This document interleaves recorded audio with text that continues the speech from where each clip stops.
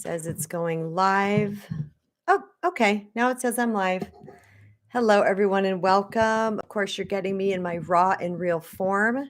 I took a walk today, and I'm not taking off this hat. It is warm here in Arizona now, and it's pretty sweaty and ugly under there. So rather than waiting until I look perfect, I just jump on my live streams because I want you guys to know that being who you are, authentically 100% who you are at all times, is good enough.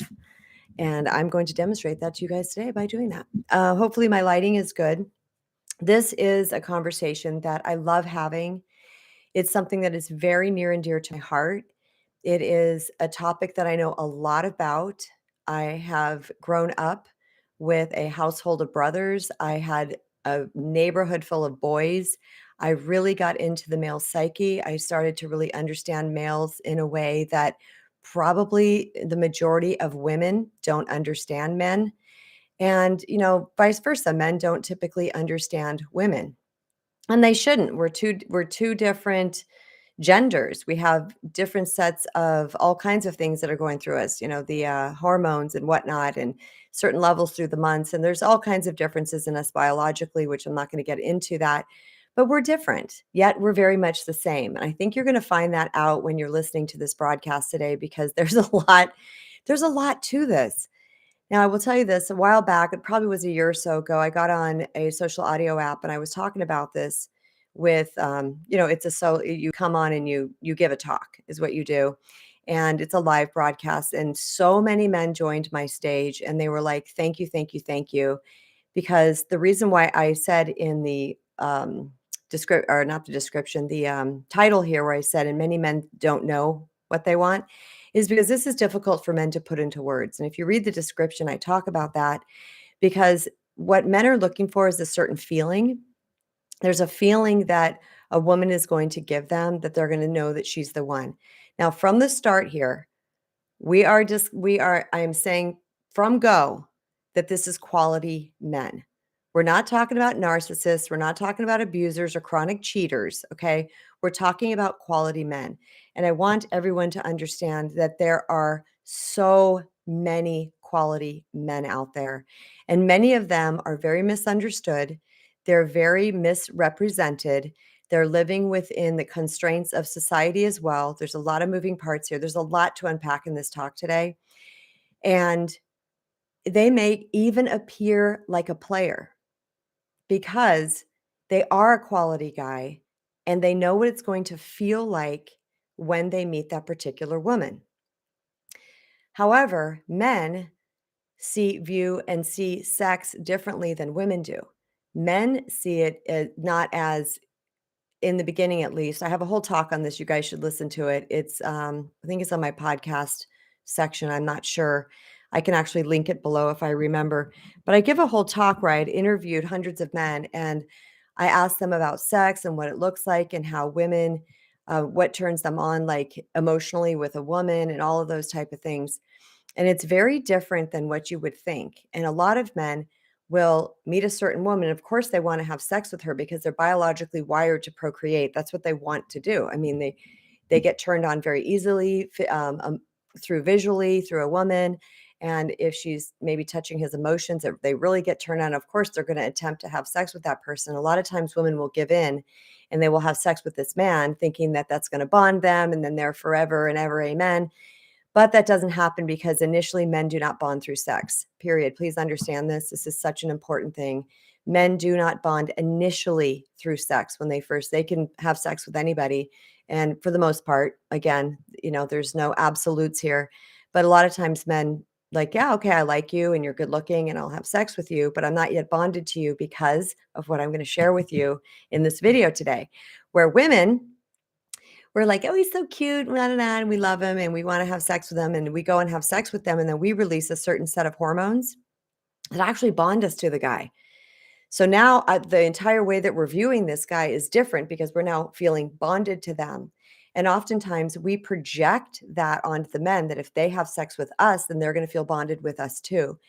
And there's a lot of play in this area. What I won't get in all the ins and outs of this because I have a whole list that I need to get through with you guys. I want to get through with you guys. But It doesn't work that way. So it's important that you understand the nuances here, because these were things that I was blindly going through life when it came to the sex department, not really understanding, like, well, I like you and you like me, let's have sex and then we can ride off into the sunset. And it didn't happen in some relationships, in other relationships it did. But there's a lot of nuances here. So first, I see it. I've got a bunch of people that have joined the room already, and I would super love if you guys comment. Or here we go. Little Iodine's here. Ricardo's here. Golden Hawk. Oh, awesome. Do you know Susan Winter?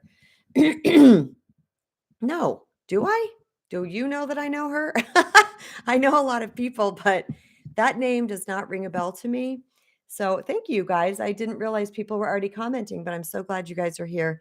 And I hope you get a lot from this episode today, because again, like I was saying earlier, this is very near and dear to my heart. And it's one of the things that there's so much information that I could share with people that they need to be kept into categories, because it all intermixes together. But the more knowledge that we have about male female relationships, the better able we are to navigate them. And one of the things that will happen is that as I'm reading through this list, you might notice things about yourself. And that's the whole purpose of this. Okay, I'm not making this conversation so that you guys go out and like try to act a certain way to get the guy. That doesn't work. That's false. That's that's being a con. That's delivering yourself in a certain way that is unsustainable for you. But as we go through these steps, you might notice things in yourself that you don't do. And maybe you have fear around, and you're like, I don't want to do that because of this, because of your own wounding, your own backstory, your own programming, whatever it might be. So the cause of what I'm hoping people to get from these type of conversations is for you to go inside and introspect. Because remember, we can't change other people, we can only change ourselves. So when we go inside and we're like, hey, I have a problem with physical affection. Okay, well, it's because of XYZ in my past. That's something that you could clean up in yourself. All right. I'm not saying that's one of the things on the list. I'm not saying that. There is a part about physical touch here that I will get to, but it's just about taking note and going, because we're here to grow, y'all. We're here to grow. We're here to thrive. We're here to expand our souls. And the worst thing that we can do for ourselves is to stay stuck in an old pattern, because we're just going to repeat the same pattern, repeat the same energy, and repeat the same attraction level. For those of you who have followed me for quite some time, or maybe you're new here, I'm all about manifesting. I'm all about the law of attraction. I'm all about energy, but I'm also about healing the internal world, because whatever we got going on inside of here is the energetic vibration that we are sending out into the world. And that's what's going to call and attract people and experiences to us. So I see I have another message. So I'm going to read this real quick and then I'll get started. Susan Winter is a love expert who has a presence on YouTube. She does similar work to you. You guys are awesome. Thank you. Well, thank you, Golden Hawk.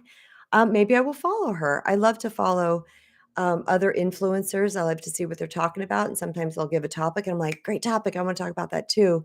I don't steal other people's content because I have to be organic to me. I've got to talk about only what I know. There's no possible way that I could get on a 2-hour talk with just one sheet of paper of notes and by stealing somebody else's content. Okay. This is all my own personal experiences. These are things that I've been through, things that I've learned, things that I know, things that I've researched, because there's this fuzz that is floating around in my room. If you guys see me looking at something, it's this little fuzzy thing that's floating around here. These are things that I've learned on my own and that I share with people now. Good evening from the UK. Ruby Two Shoes is here. Awesome. You guys are awesome. I love you guys. And I just want to share this wisdom with you because I want to help people. That's the bottom line. I want to help people because I hate to see people suffering. And I love when you guys get in my chat because you start talking to me about things that are going on in your own life, and then I can address it in real time. It's kind of like free coaching. It's free mentoring for anybody that comes here on my live. So thank you. We can tell you are genuine. Thank you, Ricardo. I mean, that should tell you it all. Right. I just yeah, I got my Nike shirt on, some gross old, my daughter's sweater.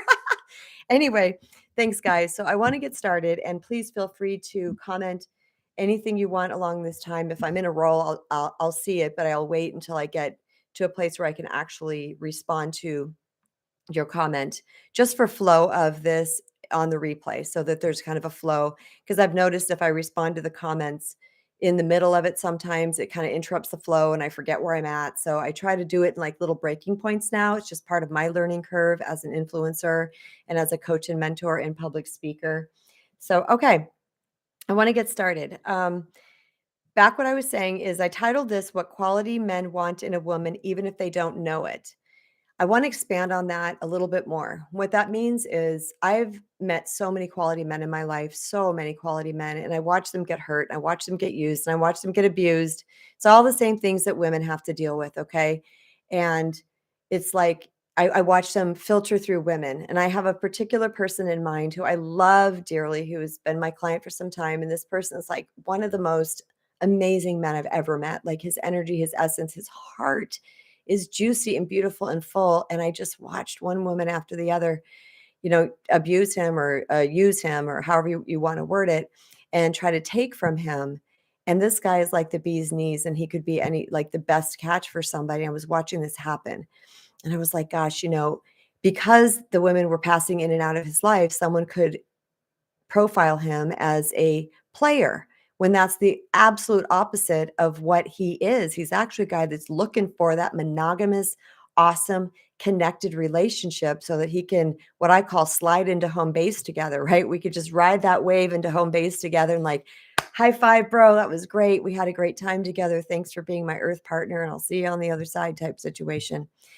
So with that being said, I have a lot swirling in my head right now because I have a lot of emotion around this. I have a lot of, I just have a lot of men that I really deeply care for that have had not great experiences equally to women. So when I tell you guys that, nothing I ever say is where I'm rah-rahing one team and not rawing the other team. Okay. That's not who Kristen Brown is. I'm for the people. I'm for the hearts. I am for the sweet people. And I do want to tell you guys this. My book, The Recovering People Pleaser, shockingly, okay, I'm just going to show it to you. This has just been published and it went into international #1 bestseller in a matter of hours. And immediately, the feedback I got from this book, it makes me cry. I get a little verklempt when I say this, but I don't want to cry and talk. It sounds terrible. I'm not opposed to crying in front of you guys. You can see my eyes are watery, but I don't want to cry and talk in front of you guys. Doesn't make for good broadcasting. But I want to tell you who reached out to me. The men. I cannot tell you how many men have reached out to me. They were like, I read chapter 6 and I cried through chapter 6. I'm rereading it again. Like the book's been out, 3 weeks? And this one particular gentleman said he was reading it with a friend of his. They're reading it out loud to each other. And he said, we're done reading it and I'm reading it again. Like he went back into it. Another one, the day of, bought the Kindle version and messaged me, I'm not even kidding you guys, within an hour or two and said, oh my God, I'm reading this book and I can't put it down. These are men. All right. So many men have reached out to me because what I'm going to talk to you guys about today, we need to understand a men's heart. That's it. We need to understand how men work because we see them in a certain frame. Now, I'm not saying all of you do. I'm not saying this is 100% across the board, disclaimer. But the majority, a lot of what I see out in the world is women who are expecting something from a man and they're not seeing the man as human. And we need to see our men as human, you guys. They are humans. They have a heart. They're sensitive. They're gentle. They've got all the things inside of them that we do, yet society has put them into a position where they have to be a certain thing. And we have hurt our men desperately. And if you're raising boys, I'm hoping that this conversation is going to help you raise your boys because men need us. They need the sacred feminine. They need, I won't get into all that yet. Okay. I got some notes. I'm going to read that real quick. Cool, calm, and collected. I've learned on my own that I can't make him like me. He has to like me on his own, or it will be constant effort on my part. Excellent, Golden Hawk. Yes. Can't control free will. Yes. Both you guys are giving really great comments here. And I do leave the comments up on the replay so that people can get back into it and say, okay, what were people saying? And that's a really good point right there. What he's saying is that I can't make him like me, or it will be constant effort on my part. Exhausting, right, Goldenrock? Exhausting. Hi, I'm this girl and I'm trying to be this. And I will tell you, this is one of the things that I'm going to talk about. So without further ado, I'm going to get into this. First, a sip of green tea. Okay. So the first thing is that a quality man is looking for in a woman, a quality man is looking for in a quality woman. And by the way, there's lots of quality women out there as well. And we're like this, right? We're missing each other because it's our level of vibration. When I talked about that other person earlier, that person had this vibration that certain things were what made him valuable. So he was attracting women to those certain things, not his heart, not his mind. And both are sharp. So same thing with women. When we think it's our body or our breast size or our height or our boobs or how much we have sex or how much money we make or how long our nails are and all these type of things, then we're going to attract a guy that might be superficial and want only those things, might only want arm candy. So it is equally true for both genders that whatever we think is our value is what we're going to attract to as people who think that is our value. So the first thing is not number one, it's just the first thing. It's that men want to be seen and valued for their uniqueness. Okay, I'm going to unpack this. Where they are loved for who they are, not for their stuff, not for what they have, not for what they can provide. Okay. Now, if it is your desire to have a man who makes a good income, that's great. That's fine. You're allowed to have that desire and vice versa with women. If a man wants that in a woman, that's not a problem. Okay. Because you want someone that can maybe equally financially pull the weight. However, if you're looking for a guy only who has money, then there's a lot of things that he's going to be missing. All right. He is going to miss from you. He is going to miss the being seen and valued for who he authentically is. So the best way I can explain this is if you are, have you ever had somebody say to you, give you a compliment that you don't often hear?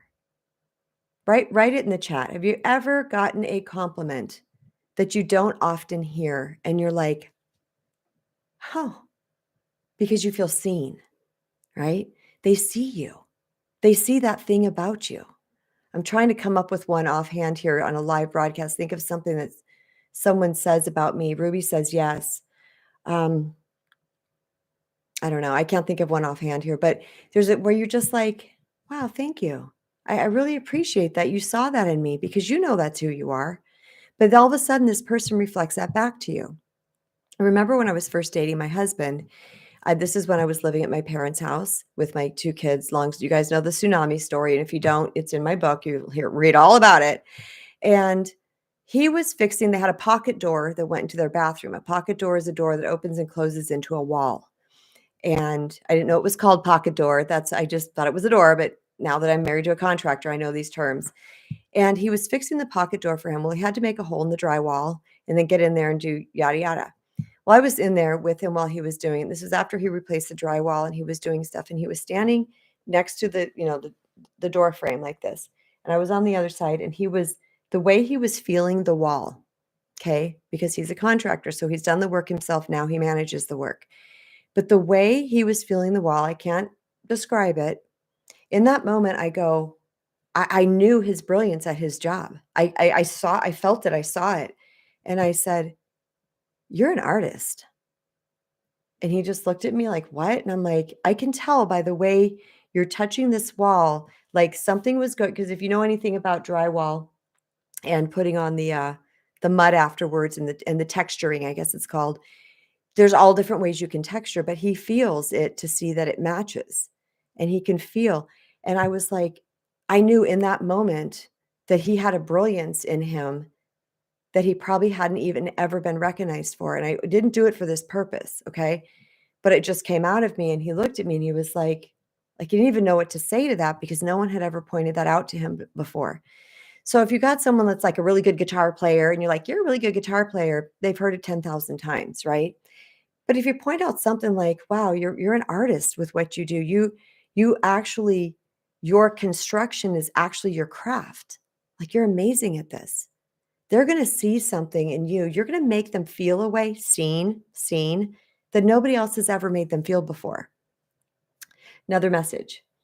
I feel a lot of us try to force the qualities that we want into the men we are dating. Girl, instead, I feel it's important to find the man who already has the qualities we are looking for from the start. Yes, Golden Hawk. Yes, a lot of people do that. And again, we are innocent in our journey. We don't know until we know, right? And that's some things that I did. I didn't know. When I married to my first husband, his values were different than my values. And after we had children, he very much still wanted to go do all this stuff. And I was like, well, we're parents now. And I really was trying to force him to have the values of being a parent like I did. Now, granted, this was super innocent on my part because we weren't parents yet and I didn't know what was going to come. He was very into children, loved kids, always picking up somebody's kid and carrying it around and stuff like that. But the point is that anyway, that's kind of getting off track. But yes, if we it's best to look for these things that you want in a man. And this is why I say that it is not our job to audition for men. Look how cute I am. Okay, that's not our job. Our job is to, well, I'm going to get to that part, but our job is to pay attention to him. Be who we are and pay attention to him and see if he's what you want. And this is why I say don't jump into bed right away. In fact, 90 days is great. If you can last 90 days, you're going to know a lot about this person. And drum roll, a quality man is going to wait because he's going to understand.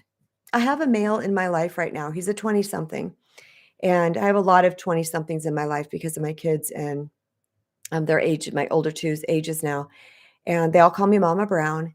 And there's one of these that absolutely does not want to have sex with a person until this is a male, until after a while.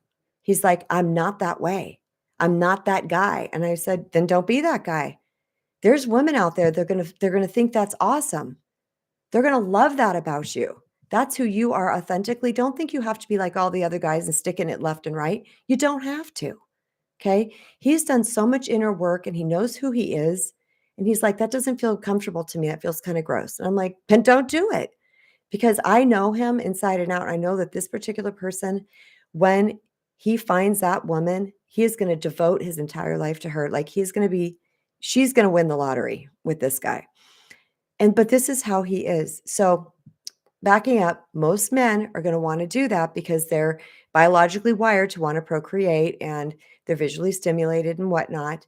Yet, a quality man, if you say, yeah, I want to hold off, they're going to hold off. Guess what? I did this with my current husband. Didn't always do it in my past. I'm very upfront about my past and the girl I was because I understood her. I understand her now. I know where she was coming from. And I know what she was trying to do unconsciously, not knowing she was trying to feel safe and secure and to find that relationship and to find that guy. And she was doing things that were unhealthy, but she didn't know it. Meaning me, little me, younger me. So with who's now my current husband, when we were dating, there came a certain time where he's like, yeah, you want to come over and watch a movie? And I couldn't tell you how far into the relationship we were, a couple weeks, 2, 3, 4 weeks, something like that. And I said, sure, I'll come over and watch a movie. His roommate was gone. And we were both roommates in other people's houses at this time, by the way, you guys. And that's another story. But the point is that I said to him on the phone, I said, by the way, I'm not looking to have sex with you. Straight up, straight. I did not even mince words. He goes, okay, no big deal. I said, that's not what I'm into. I'm like, I don't know you well enough yet. Like, we'll grow into that. I'm a sexual being, all about it, but not right now. And he goes, okay. So I'd love to tell this story. So I went over to his house and we're sitting on the couch. We got the movie queued up and we're ready to go. And he's all over me, doing his thing. And I, kind of went with it for a couple of minutes. And I was like, yeah. And I said, no. Remember, I don't want to do this right now. And he's like, okay, watching TV. 5 minutes later, and he lets me tell this story, by the way. He laughs about it now. Blah, blah, blah. He's all over me again. And this is what I did. I was like, kissed him for a little while, whatever. Then finally I was like, okay, listen, obviously this is where you want this. No, I didn't say that. I didn't say that the second time. The first time I said that. The second time I kind of got him off. I said, excuse me. I stood up, didn't say a word. Stood up, I grabbed my bag, put it on my shoulder, and I walked to the front door. I opened it, shut it, left. I left him in there. Didn't say a word. He disrespected my boundary. I told him before I went.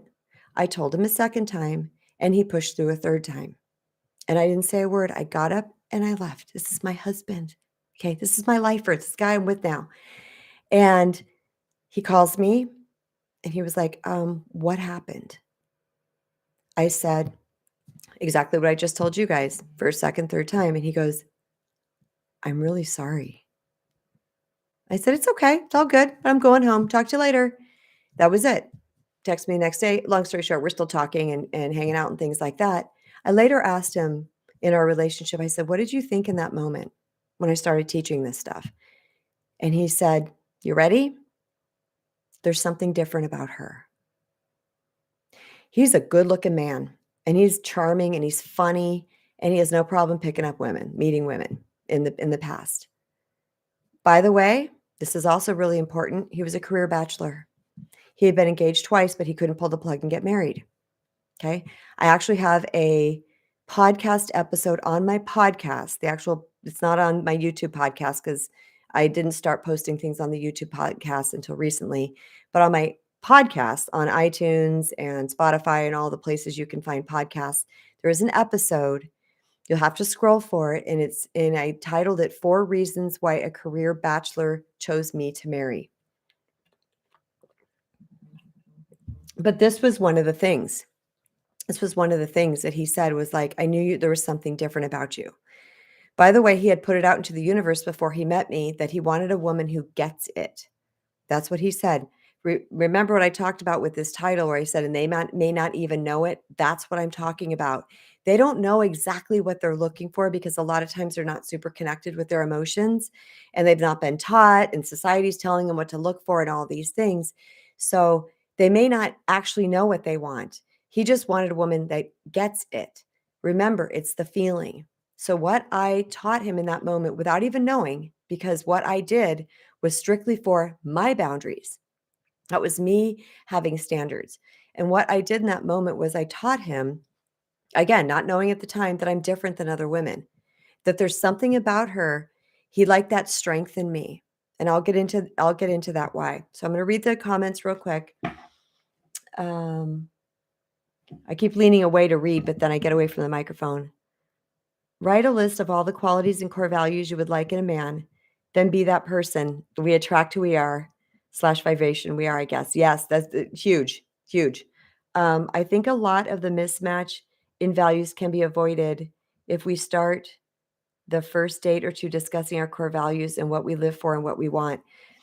You guys are brilliant. Can I just tell you that? I love you. I love you. Yes. And anybody who's going to watch this afterwards are going to get your wisdom as well. First thing about writing the list, Ruby, that's interesting that you say that because when I was on Sonoran Living Live, which is a local morning show here in Phoenix many years ago, it's before I was really doing this. It was actually the experience that made me want to become a public speaker and to teach about this stuff. But there was a Valentine's Day talk and I was on again. They had me on like 3 or 4 times. And I said that exact thing. I said, become who you want them to be. I said that exact thing. And she goes, the host said, what do you mean like witty and funny? And I said, no, what's inside? If you want an honest person, be honest, that type of stuff. And if you guys are interested, because it's kind of funny and I'm quite a bit younger, but if you scroll way down to the bottom of my videos on my YouTube channel, it's there. There's those 4 interviews, maybe 3. I think I didn't upload one just because of life circumstances. I wasn't doing anything on YouTube back then, but I left him there because those were my first public speaking experiences on a live morning show when I had a massive fear of public speaking. I don't want to digress to that, but it might be fun for you to watch those episodes. Okay. And then, oh yeah, girl. Ooh, what Golden Hawk is saying now, I'm going to get into. I might make it my second one now that she's bringing it up, but being my authentic self from the beginning and being upfront and honest about myself has helped me find the man of my dreams. We value each other, share respect, kindness, and honesty. There you go. You've nailed it. You've nailed it. So I will bring that up as the next one. So to close in number 1, He wants to be seen and valued for his uniqueness. Okay.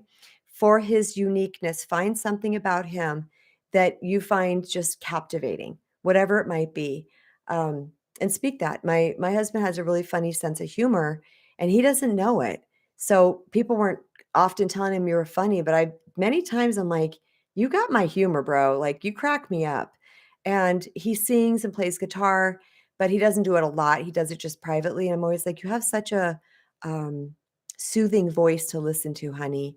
And he won't even sing with music with me in the car sometimes because I think he's hard on his own singing voice. But I'm like, sing with me, and those type of things. He's being seen for something that other people hadn't seen him for. So I'm going to close down number one. That is seen as valued for his uniqueness. And I'm going to skip down to number three, which is authentic and real and has unapologetic standards and boundaries, which is exactly what Golden Hawk was talking about. Golden Hawk 521 was talking about this.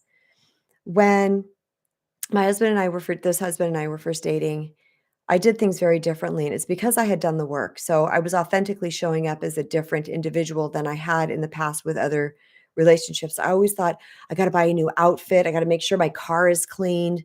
I've got to like smile a lot, just I don't know. I don't even know if it was that verbose, but there was always that thought in the back of my head, like be someone people like type thing. And I can only say this in hindsight because I wasn't aware of it at the time. Now, I will disclaim that I'm a super authentic person. I've been told I'm real since high school when I didn't even know what that meant. People are like, you're so real. I'm like, okay, whatever that means. But yet, when it came to attracting a man, there was something that I felt like I had to have my hair done.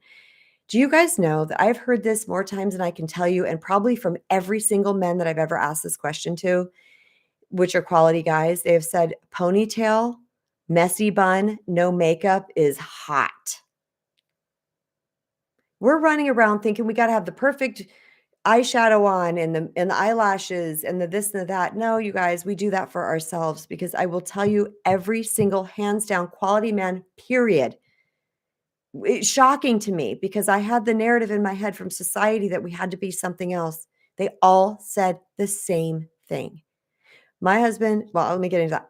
So when we were dating, I didn't do anything fancy. I just put my clothes on, went and met him, and we talked or met for coffee or whatever we did. If he wanted to come over to my house in the evening and after I had had a long day of work, I remember being in a ponytail and my daughter's, not even mine, my daughter's flannel pajama bottoms. And I still have them. Okay. And they're kind of short, even. They're not even, they're not cute. Sweatshirt on, ponytail. And I remember all I did was brush my teeth because I'm a stickler for fresh breath. And all I did was brush my teeth. I was like, yeah, come over. The past, I wouldn't have been able to do that because I would have thought I had to re-shower and make sure I smelled good and all these things. And let me tell you something, for a quality man, that will have an essence. I was almost going to say would reek of, but I think it's an essence of neediness, but they won't be able to quite place that. It's just going to be slightly off-putting, but they won't know why, but maybe not enough to make them not date you. Okay.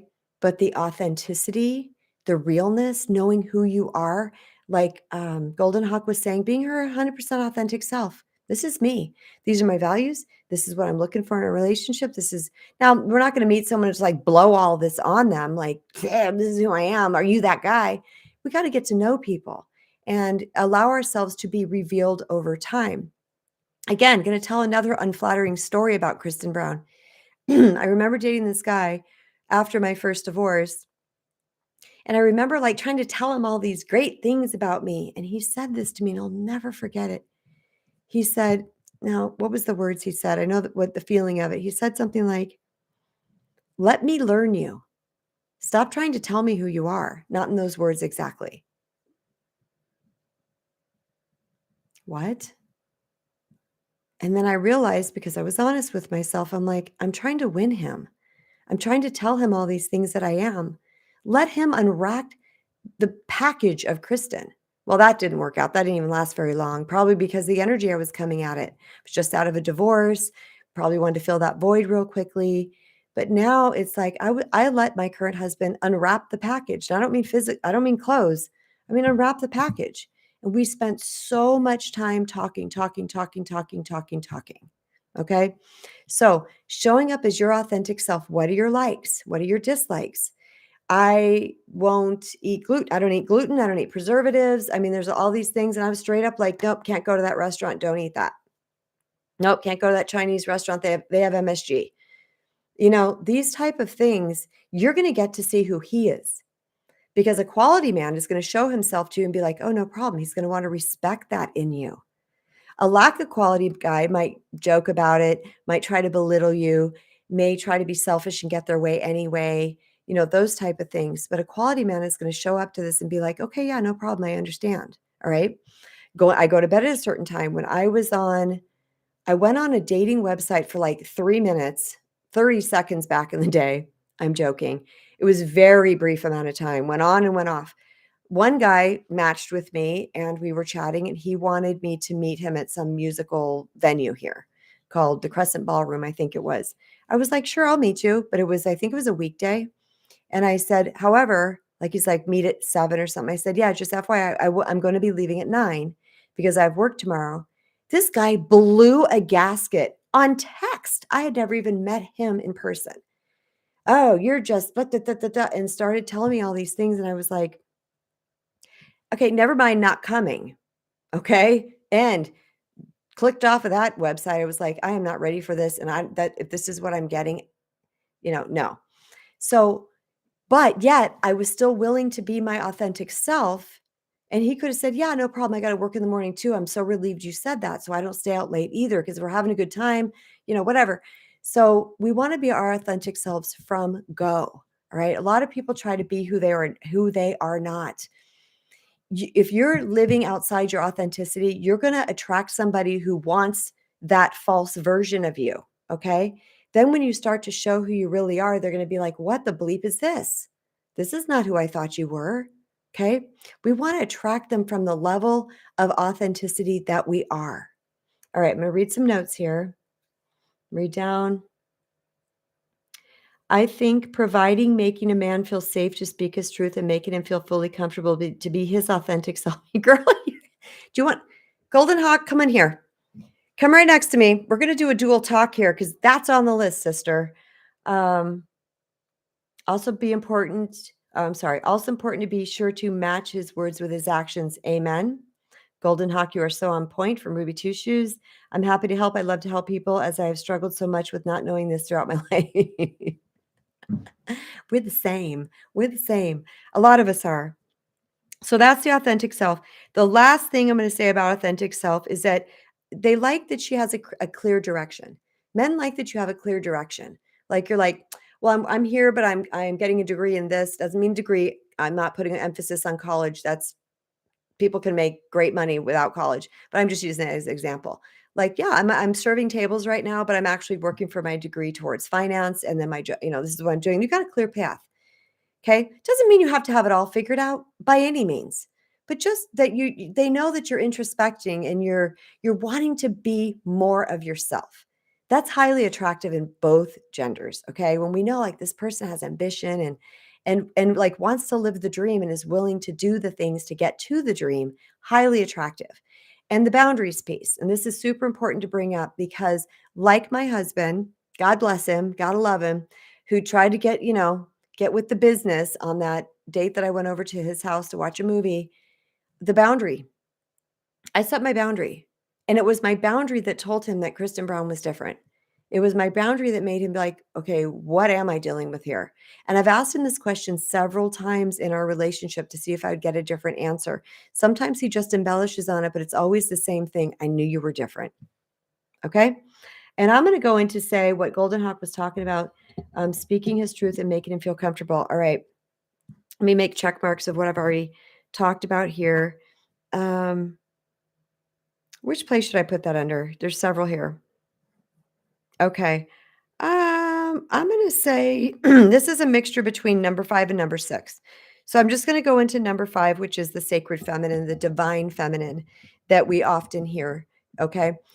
What this is if you don't know a list of this divine feminine, divine masculine traits, please Google it. Find a list on this. I have it somewhere in some piece of my content. Lord knows where. I've made 8 gazillion pieces of content in these 10 years. Um, but you want to find what that list is, okay?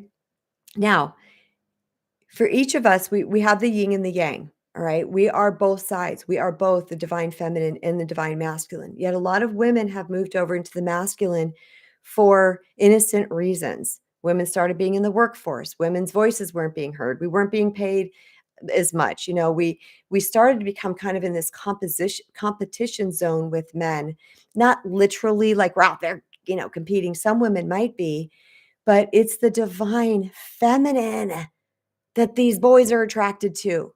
They want our softness. They want our gentleness. Yet, that masculine side, the boundaries, that type of thing, the speaking up, the being assertive, that type of thing is highly attractive too because it is a balance. And a quality man will know the balance. I feel like I have that balance now in my life. I had to be really in my masculine growing up with boys. I had to be scrappy and I was super feminine girl. Someone said to me, "You were a tomboy." I go, "No, I wasn't a tomboy on purpose. I was super feminine, but my mom put dresses on me and I put shorts underneath or long pants underneath because I wanted to go hang from the bars and play football and do the things that the boys did. Plus, I had to be scrappy with them, okay, because they were boys that were doing those type of things. So I got really into my masculine. And over time, because the feminine eked through anyway, which is why I don't think I had a problem ever attracting men. It's because that feminine eked through anyway. But yet, sometimes I was too much in it in my long-term relationships and was very, I don't even know the word I could say, but exerting my power. Well, we got the power, guys. And I will tell you this, women, a man who has done his work is going to tell you that the sacred feminine will bring a man to his knees. A man who can be honest about this is going to tell you this. I have heard this more times from quality men who have done their work and they are, for the most part, healed because, we're all healing all the time. They will tell you that. We discount what that sacred feminine is, and we think it means being passive. Nothing I've said so far is for you to be a doormat and to be passive. I would not wrote a book called The Recovering People Pleaser. And the first book, From Doormat to Sweet Empowerment, if it meant that we are supposed to be passive. What it means is that we have a beautiful blend of the both. Okay, we're soft and in our feminine, which is natural and divine and sacred. We're natural in our feminine, while equally having those masculine parts of ourselves too. Balance. The balance is beautiful and it is so attractive to men. It will bring them to their knees. So when I'm talking about the divine feminine here, what I mean is this. My second husband, my tsunami husband, who had a lot of stress and anxiety and like his own stuff, which is why he was acting out the way he did. I remember driving in the car with him and his jaw would just clench like this. And something said, my divine feminine said, just reach over. And I would reach over and I would just stroke his arm. And I would squeeze it a little bit, give him some firm. And do you know, he didn't ever say a word. He didn't look at me and his jaw would stop clenching. We are the nurturers. That's who we are. Men are the fighters and we're leaking back in the old time, but we were the nurturers. We were the ones that made the food and fed the babies and took care of this stuff. They were the one that went out and scrapped and went up against other communities and, killed the beast so that we can eat it or protected the clan or whatever. They need us. We're their soft place to fall. And this is tying into what I believe it was Golden Hawk was saying, is that when we come with that softness to them, what we're doing, and this is a drum roll moment, this is going to be a mic drop moment. What we're doing is we're providing a place for them to be authentic with their emotions. Men have emotions too, but they ain't allowed to feel them. And I'm saying it just like that. They ain't allowed to feel them. Okay. This is twofold though. Let me get into that. The first part of society is like, you got to be strong. You got to be the man. You got to be the that. Blah, blah, blah, blah, blah. Stop being a pussy. Stop being this. Stop being that. Right. So men are like, okay, I can't feel because when I feel, I'm going to be called names. When I feel, I'm not a real man. That narrative is changing. It is in the process of changing right now in the world because a real man feels. A real man is vulnerable because guess what? He's a real human being. He's not this persona that society has put onto him that he is supposed to be. And if you watch any major motion picture where it's a strong male lead and he loves his woman, right? She is his world. You are going to see this dynamic. You are going to see this dynamic because I'm thinking of the movie 300. I always use that because it's the first one that comes to my mind, and I'm sure Braveheart too. But they're these strong male figures, but they have this woman that loves on him and nurtures on him and says, "You're good. Yes, I understand you're hurting. I know you're afraid. I get it." They see the human in the man. When we allow our men to access their emotions, they don't act out in these crazy narcissistic ways. I'm not saying that's a they're all narcissistic. Please, you guys, you got to understand where I come from with this. But the things like being defensive and gaslighting and discounting us or talking over us or trying to assert their brawn on us, it's only because they haven't been able to tap into their own emotions. They are not yet emotionally intelligent. Not their fault. If they were not raised in a family, females are like this. If we're not raised in a family that allows that, but typically female emotions are acceptable. Male emotions are not. Male um, emotions that are things that are fear and sadness and these type of things, they're not acceptable. The anger is, the roughness, the frustration, like all that society wants to accept. But when we are in our feminine and we know our man is struggling and we say, "Hey, something going on over there?" "No, no, I'm fine. I'm fine. I'm fine." You're like, "No, I can tell. Something happened at work today." And we very gently pull it out of them. And then when they finally say, "Well, my boss said something really shitty to me today. He said XYZ and just really got me thinking, and maybe I don't want this job anymore," or something like that. And we're like, "Yeah, I understand. I know how that feels. That must have sucked." We just validate their experience. We don't demasculate them or emasculate them. I'm not sure the right word, by saying, "Well, you just have to do this and suck it up and do this, ma, ma, ma, ma, ma." They want that presence that can hold that space for them, the nurturer, the lover that we are. And if they turn around and be a jackass, we set that boundary. Okay. There's this balance, this beautiful balance. And this is why the inner work is ours. This is why I have that course called Self Love to Soulmate Masterclass. What I do is help women reset the or men. I've got men that, there again, I've had men take this class, reset the foundation of where they're showing up into the relationship so they can truly step into their divine feminine and show up. And that men will step into a different version of themselves. But so we can show up in the relationship in that way that is this beautiful flow between the yin and the yang. Okay. So we provide that space for them. My current husband didn't know, had never had that space held for him in his life, ever. In walks Kristen Brown, and the man is like a vault. He doesn't want to share any of this because any times he did, this is what happened. Or what happened is the typical, "That's your problem. You deal with that. Oh my God, this again." Or, "Buck it up, suck it up." All the things that are said to them. "Don't be a PUSSY." All the things over time that are said to our men. Okay. Men are sweethearts. Have you ever seen a man with a baby or a puppy or complimenting a sunset or hugging really hard? Do you know what the man's heart is so juicy and beautiful, and he authentically wants to share it, and he wants it to be held. Women, you've got so much power. You can chop him off so easily. We must be so mindful of what we're dealing with. Like I said way in the beginning, he wants to be loved and seen for who he is. He's going to struggle. He's got his wounds. He's got his fears of the ego. Okay. Fear is not just like, "Oh my God, only women have the ego and only us fear that we're not good enough or we're not enough and all these things." Men feel these things too. But if we're not letting our man feel, there's a massive problem. I remember Brene Brown saying this once. She's the shaman vulnerability researcher. Most of you probably know who she is. She's massive in the world, darling Texan lady, love her. But she said she was at a talk one time and she was basically talking to women, but a man was there.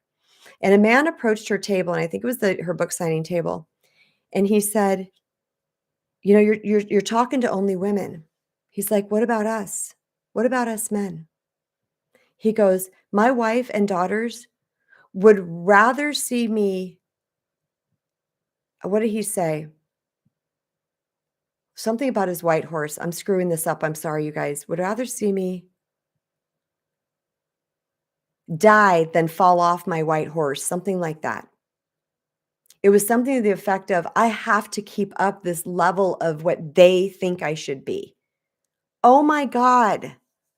When I read that, I was so sad. I welled up with tears. I was like, oh my God. We got to protect our man's hearts. Now, here's another part that I wanted to say. From what I've heard, I'm not a brain researcher, but what I heard is that men will dip into emotions for a short period of time and dip out. They'll dip in and they'll dip out. They're not going to stay in that emotion for an extended period of time. Okay, that's just the way they're biologically wired. Probably so they could go out and hunt and do the things that they needed to do. So they might have that feeling for a minute, but they can get out of it quickly. Does it make sense? Or they're on the battlefield and their best buddies are being killed in front of them. I mean, they can't stick in that very long, right? So with that being said, they're also not, because they don't stick in it very long, they tend to not process through their emotional problems, which is why this is a staggering number.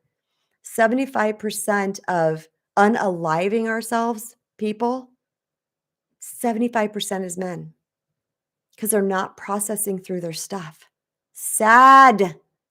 Breaks my heart. Breaks my heart. Okay. We got to hold this space for these guys. You have a sensitive little boy, you let that boy be sensitive.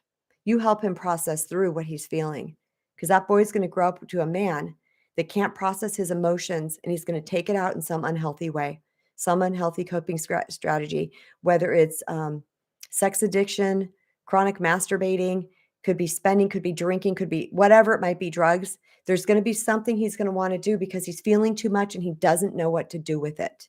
Okay.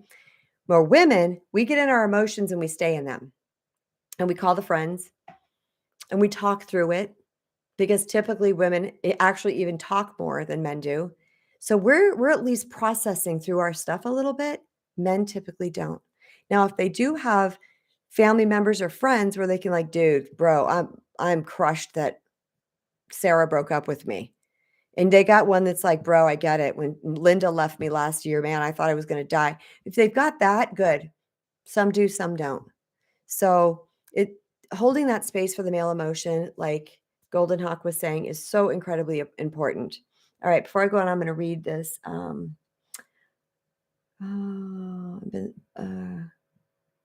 Okay, yeah, there's a lot of dialogue going over here.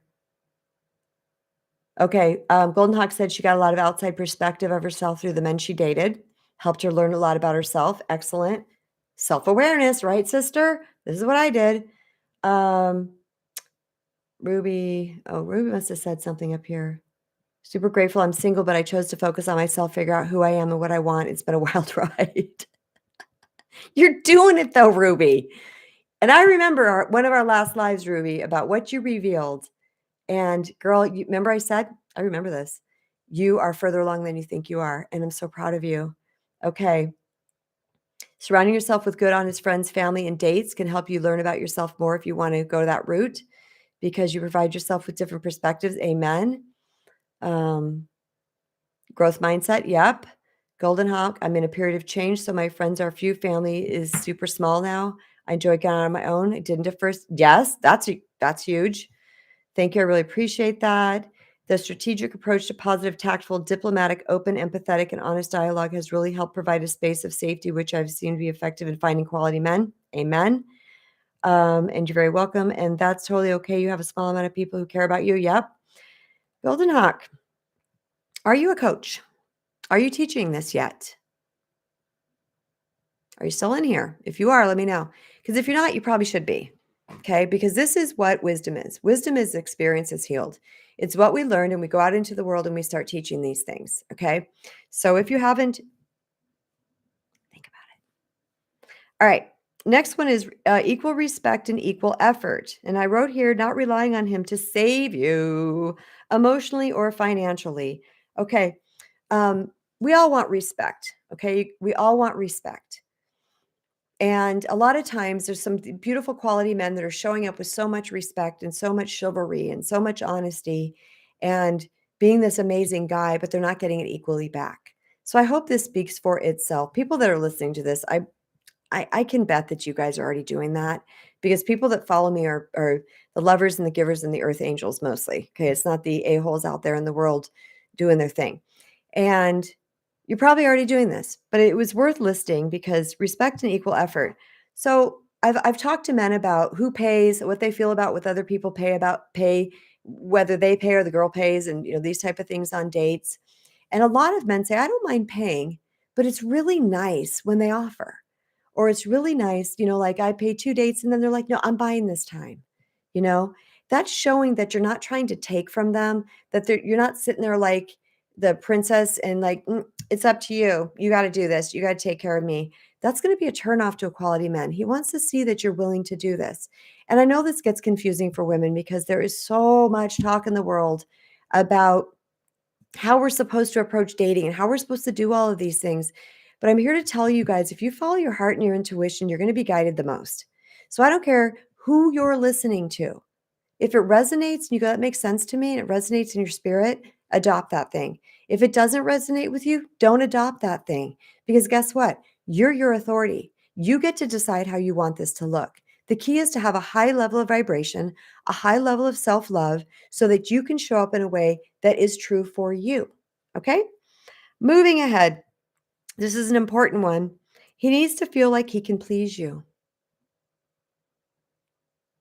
He needs to feel like he can please you. Now, this is going to take on a different cadence too, because, or essence, I guess I should say, because they're going to do things that they're trying to please you that you may not think are things that are going to please you.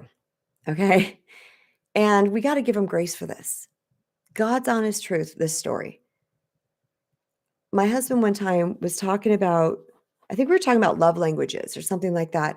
And I said to him, I said, well, how do you show me that you love me?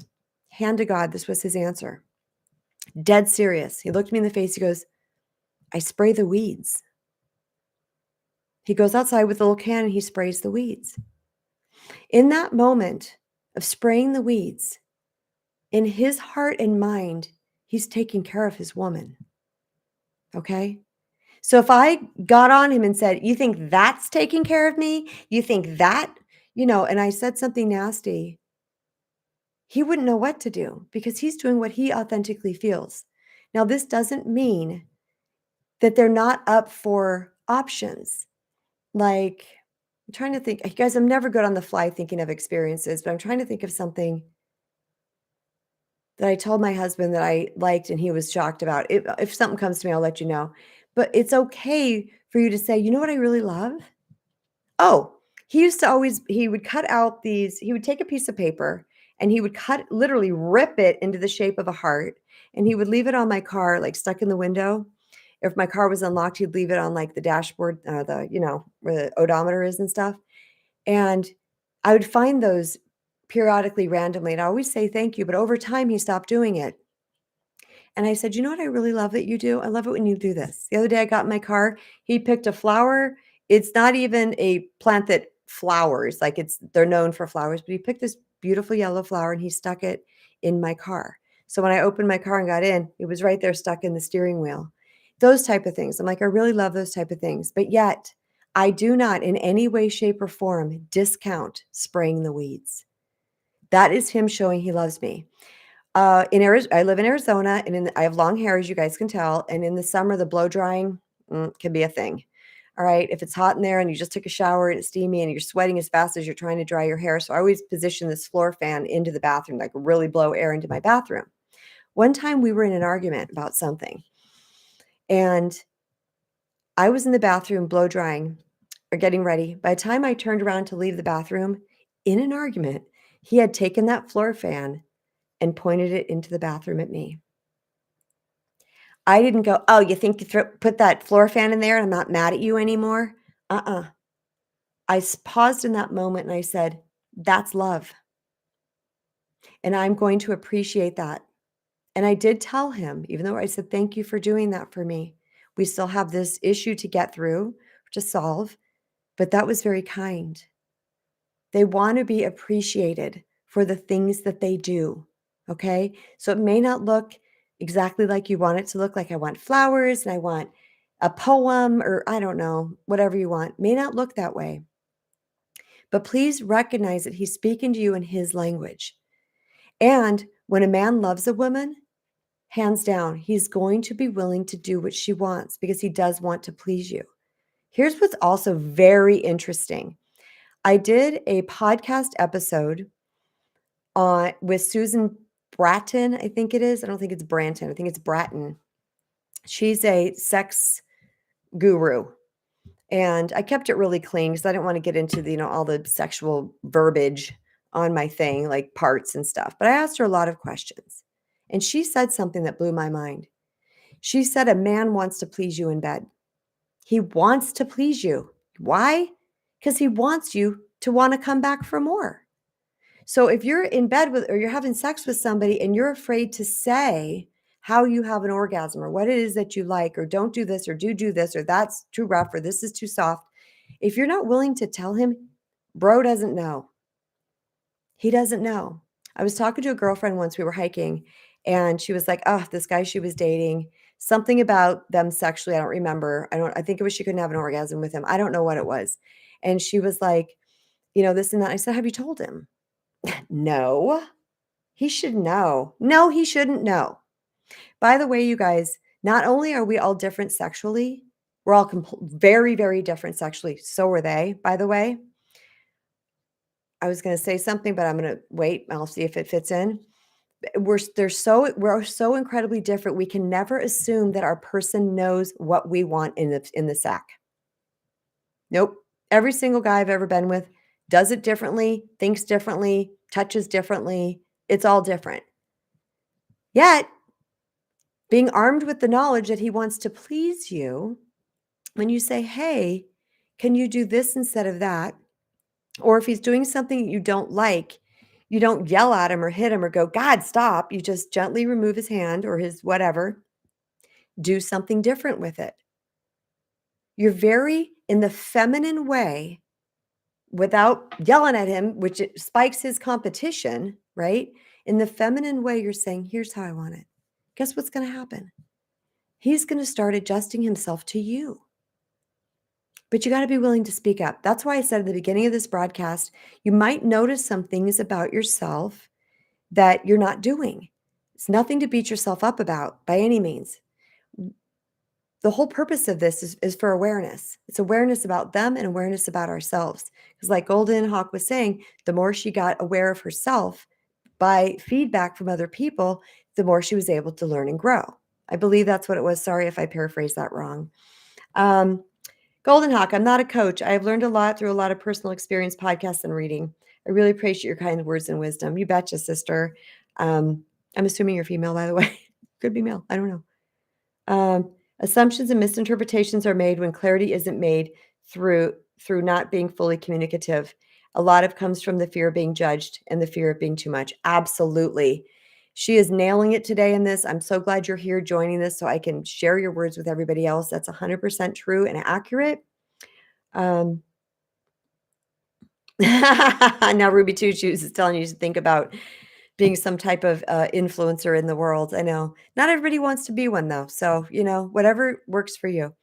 So yes, the fear of being judged or fear of being too much, keep in mind with that, you guys, that it is your delivery that matters the most. Okay. If someone's telling you you're too much because you have your preferences and your likes and you want to be respected or treated a certain way, they're not your person.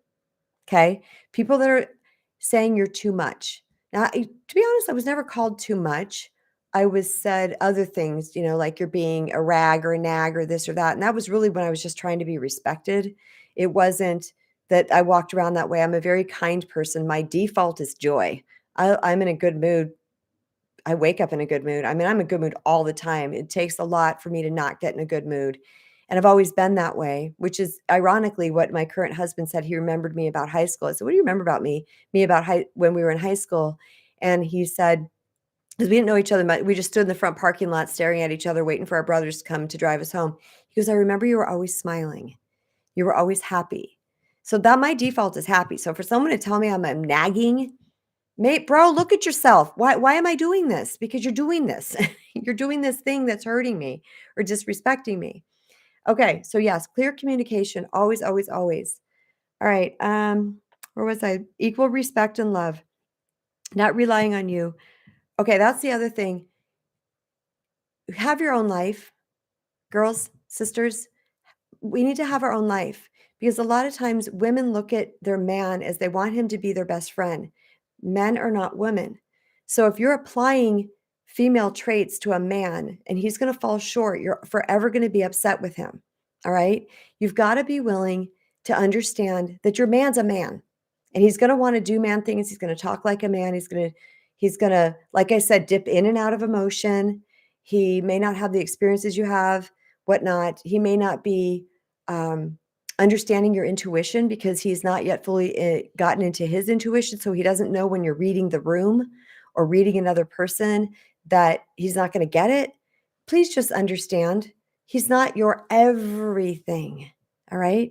We're not their everything because I had a partner once that was doing that to me, wanted to talk to me about financial charts and things, futures markets, and kept trying to talk to. Finally, I said, "This stuff is so confusing to me, dude. I don't get this. It's not my wheelhouse, and I can't listen because you got to go find your bro. Go talk to your brother that you got talk to that to him. Okay, I can't even remotely fathom what you're talking about. It's just not my thing." And over time, he was like, "Okay." That particular guy, and he would start to not talk about that stuff because I wasn't the person for him to talk about that with. Get what I'm saying? But we need to have this well-rounded life where we have these people for this, these people for that, husband or female partner for this, whatever. Just don't think they're your 100% across the board, your everything. If you have that in them, that's fun. That's an amazing bonus. But don't expect them to be exactly like you because they're not. All right, the next thing, sacred feminine. I talked about that, the soft place to fall. Um, yeah, you're a woman that is in touch with her emotions and can hold space for the emotions of a man is like platinum. Okay. Because get this too, girls, in the beginning, if they've not had that, it's not going to look like they appreciate it. They're going to shrug you off. They're going to put you off. They're not going to listen, yeah, yeah, I'm fine. Or, they might say like one sentence and then they change the subject. I mean, they're not used to being in that space and they still have that old narrative is they're being a wimp or something else. I should be able to handle this. I'm the dude, all the story that they got going on in their head. But when you consistently open up that space for him over time, they're going to start coming to you with their stuff. You say, "Hey, can I talk to you about this?" Because you have provided a safe space. You have now become trustworthy with their heart. And men primarily are looking for a place to put their heart that it's going to be tended to. All right. This is how we make great relationships. Consistent and trustworthy. I just talked about that. And that is the gist of my list. So I'm going to read the comments real quick. Appreciate your kind words. Assumptions, yes. Ruby Two Shoes thinks you should teach as well. Yep. Golden Hawks, I've been thinking about becoming a coach because I take joy in improving others' lives and witnessing the evolution of positive change. Absolutely. Your language is brilliant, Golden Hawk. I can tell you've lived this because you can't talk like this without living this. And you seem to have all the right qualities and mindset to support others. Yep. Emotional maturity and maintaining a consistent safe space for those around me is an important key to a healthy long-term romantic partnership. Yeah, right there. That's like a thesis statement. And sometimes we have to help with the emotional maturity because we could be coming across a quality man that has not had this experience. I cannot stress that enough. So many men have been made to, first of all, they were raised by fathers that were not emotionally mature and sometimes even mothers that were not emotionally mature. And I have a friend in my current surroundings who had a mother he could never please. He could, no matter what he did, no matter how many A's, no matter how much money, no matter what this boy did, he could not please his mother. So he's carrying around this wound of not enough. But with the right woman holding space for that, because he's a quality dude, let me tell you something. I know him very closely, quality beyond. But with the right woman that could hold that space for him, they're going to win the lottery with this guy. I see this more times than I can tell you. All right. Sometimes men that, and I'm afraid to touch into this area because narcissism is such a hot phrase and a big trigger topic for people. But the core of narcissistic behaviors is lack of self worth, the same as people pleasing behaviors. Core wound fractures into two different behaviors. Okay. It tends to be more men because men tend to be more selfish and look out for themselves. Again, the whole biological wiring from, eons ago, they got to take care of themselves. All right. So that might fracture into that a little bit where they're like, they're all the typical behaviors. Now, I'm not talking about full blown narcissist crazy off the charts because I've been with that as well. And I also know that man was extremely wounded. Okay.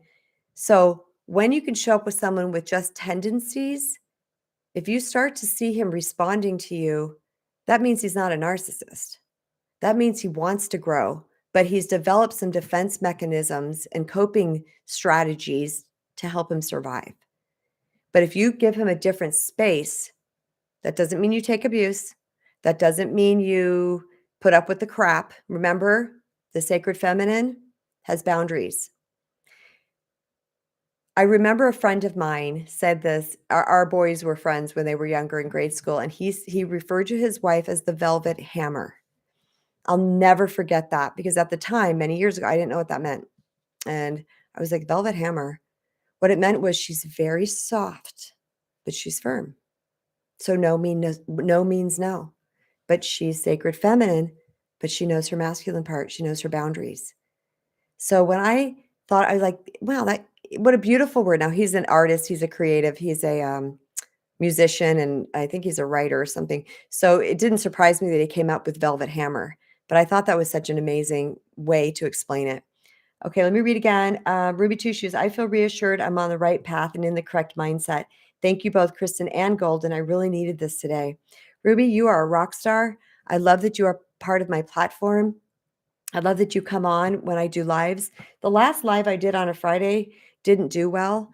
Didn't do well. A lot of people didn't join actually while I was live, which is okay with me. I'm not attached to those things because I did post in my community. I said, you guys want me to have set times? And everyone was like, nah. I think I had a poll. I'm like, yes, definitely. Or meh, I don't care either way. And that's most people, it was like 70% didn't really care if I planned these because you can watch them on the replay as well. You just don't get to interact. So I haven't been posting much on here because I was in the launch of my new book. There's a lot coming, before the launch on April 11th, and then the actual launch day and everything that comes after that. I've been doing a lot of interviews on a lot of places. I'm sharing some of them here. Some of them I don't have access to, but I do share them on my social sites. And I am going to be doing an interview, something a little bit off topic, but I'm going to share with you guys because I really appreciate this woman. Her name is Miranda May, and she has Letters to the Living podcast. And what she is she's a former funeral director and medium. So now she teaches people how to actually connect with their own deceased loved ones on their own. And being that I've had a lot of experience in deaths of all kinds and starting at 11 years old and how I processed through that, and I have connected with deceased loved ones on the other side, I'm going to be on her podcast. And that's something that I won't be posting here. So if you guys follow me on Instagram or Facebook, you will be seeing when that's done. We had to reschedule because she had internet problems. It was supposed to happen yesterday. So we rescheduled to next week, and then it'll probably be another week after that. But if it's something that you're interested in, then you can follow me on Instagram at self_love_junkie, JUNKIE, self-love junkie. And my website, kristenbrown.org, of course, has the links to all of my socials as well. What was the one more thing I was going to tell you guys? Oh, yeah. So I've been doing a lot of interviews and stuff, so I haven't been on here much, but my channel continued to grow.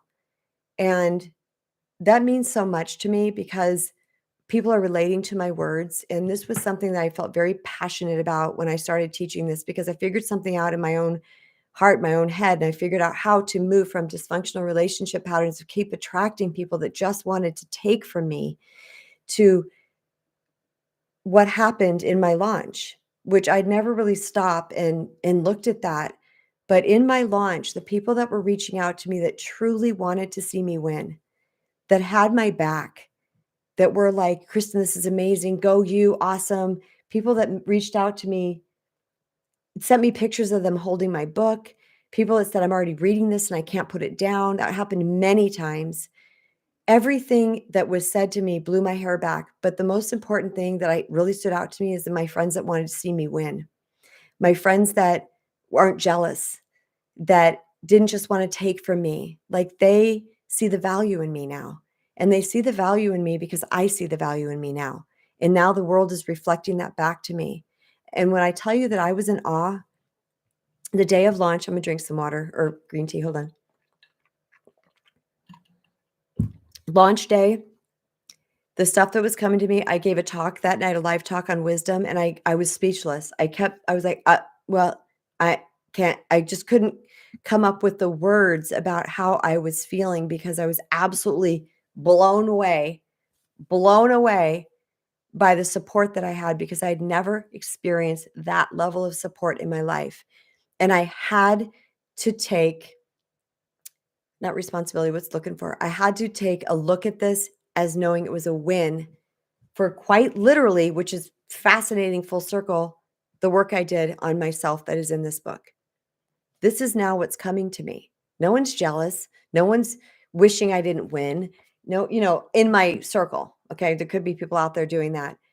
But it was not what I experienced before. When I started to win in life before, I lost friends or people tried to put me down or talked behind my back or did stuff like that.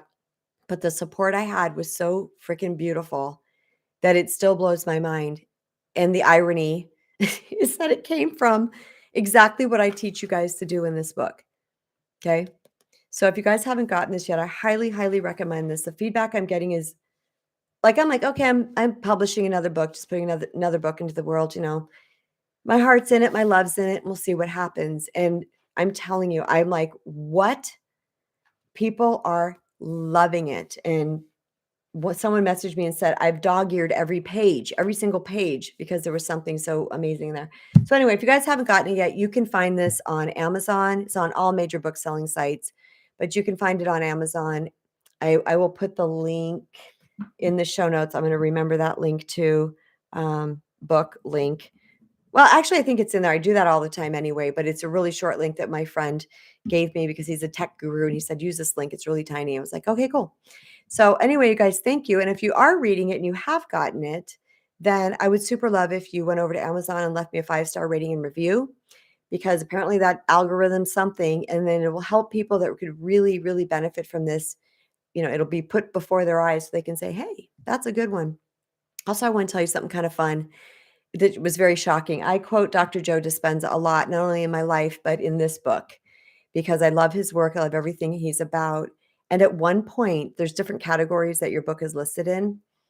And at one point, it was something, I can't remember which category it was, but Dr. Joe was listed as the third bestseller, and I was number 4. I was right next to Dr. Joe.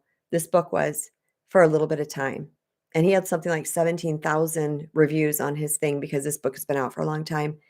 But I forgot who. One of my friends took a picture of it and sent it to me. They're like, "You're ranked 4th today next to Dr. Joe." I was like, "Oh my god!" It was just a really special moment because I think he's so great. And at one point, Paris Hilton had just launched her own book the same day. She was number 1 in one category, and I was number 2, next to Paris Hilton, which I thought was kind of funny and fun.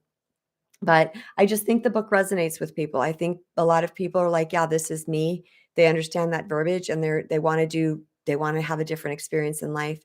So I really appreciate you guys. Thank you so much for being here. I'm going to read my notes again. Golden Hawk, so happy to help.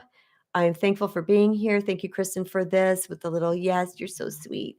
And Ruby Two Shoes, oh, thanks, Chris. So grateful. Yes, you guys are all amazing. This community is exactly what I wanted to attract to me. The people that they're this. that are this love and this giving and this kind-hearted and seekers. God, I can't tell you how much I love seekers. I love people that want to know more, want to grow, and are willing to share, because I learn from you guys too. So thank you guys for being here. So much love to each and every one of you. Please share this with someone you love. Don't forget to give me a little like on the like button here. And leave me a comment, because that helps the algorithms pick it up and share it with more people. So I would super appreciate if you guys did that for me on the recording. That would be awesome. So thanks for being here, guys. So much love to each and every one of you. Mwah. Peace.